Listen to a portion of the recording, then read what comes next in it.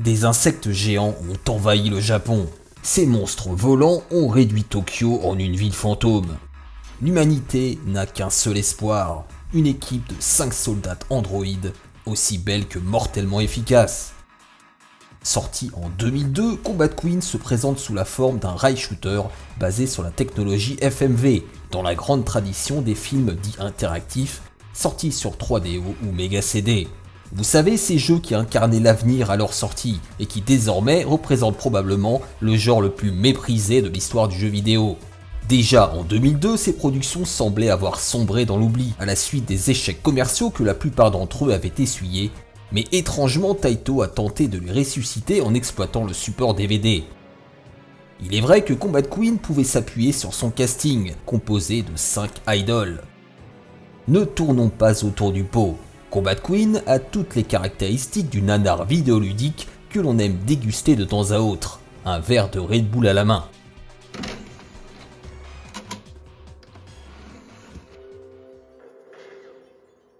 Allez bonjour, chers camarades, nous nous retrouvons dans Combat Queen, un jeu Taito sorti en 2002 sur PlayStation 2 et que je commente en post-production. Alors, ne tournons pas autour du pot, c'est un titre qui était déjà ringard à sa sortie, alors imaginez aujourd'hui, il s'agit d'un pseudo-film interactif, un genre qui a connu son apogée à la génération 16-32 bits et qui est rapidement tombé dans l'oubli, et peut-être à juste titre, chacun jugera.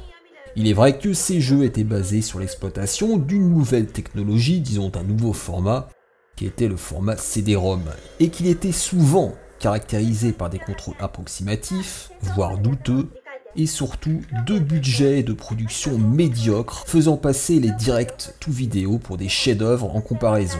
Le scénario est en outre assez grotesque puisqu'il raconte l'invasion du Japon par des insectes génétiquement modifiés que des androïdes femmes sont censés combattre car, je cite, elles ont le cerveau plus frais que les hommes. Alors je ne sais pas s'il y a un sous-entendu derrière cela, mais chacun l'interprétera comme il le souhaite.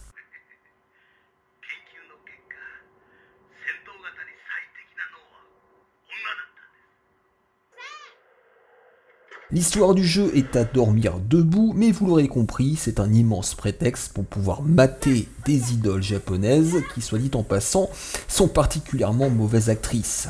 Mais cela fait partie du cahier des charges, tout comme la réalisation et les effets spéciaux bas de gamme.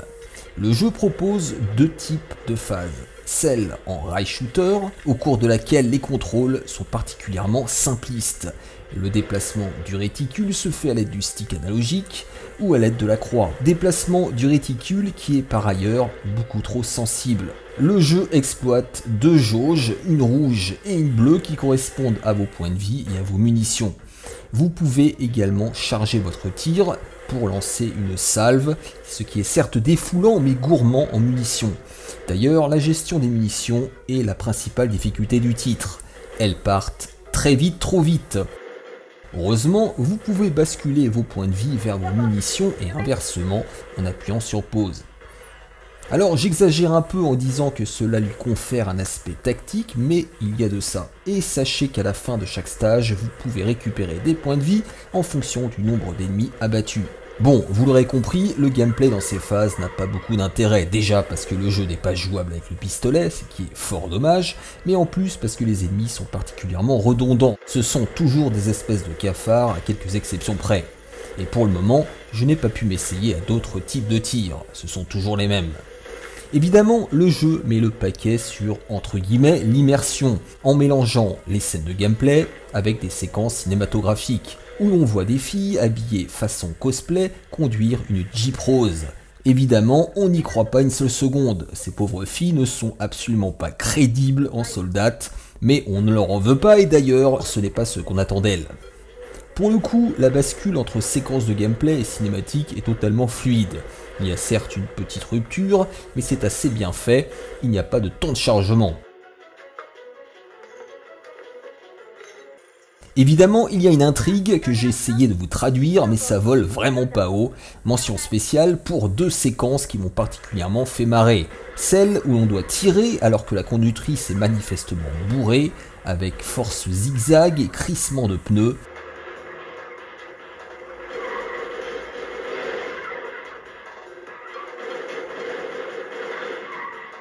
Et celle-ci qui se veut particulièrement dramatique.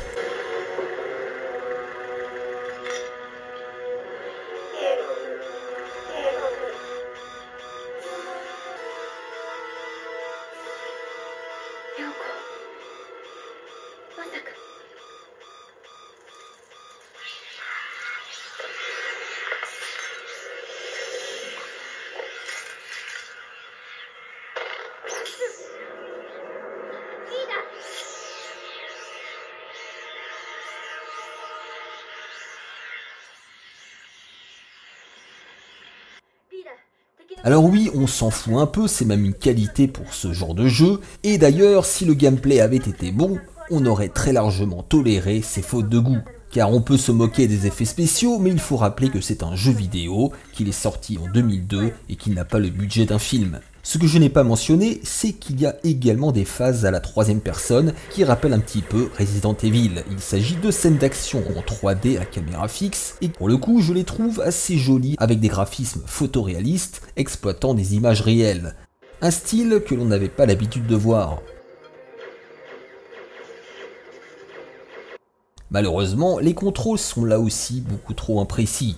À vrai dire, les déplacements et la visée sont trop sensibles. C'est dommage parce que ces phases auraient pu compenser celles en rail shooter, mais elles sont en outre beaucoup moins nombreuses. Sachez que c'est un jeu qui dure assez longtemps, près de 5 heures pour le finir, 2 fois la durée d'un film. Il faudra donc sauvegarder sa progression, vous vous en doutez. Et à la fin de chaque stage, des bonus peuvent être débloqués sous forme de petits making-of. Alors, je n'y ai pas assez joué pour formuler un avis définitif, mais clairement cela ne vole pas haut. Espérons juste qu'il y ait de nouvelles armes et mécaniques par la suite, parce que pour le moment, c'est quand même très répétitif.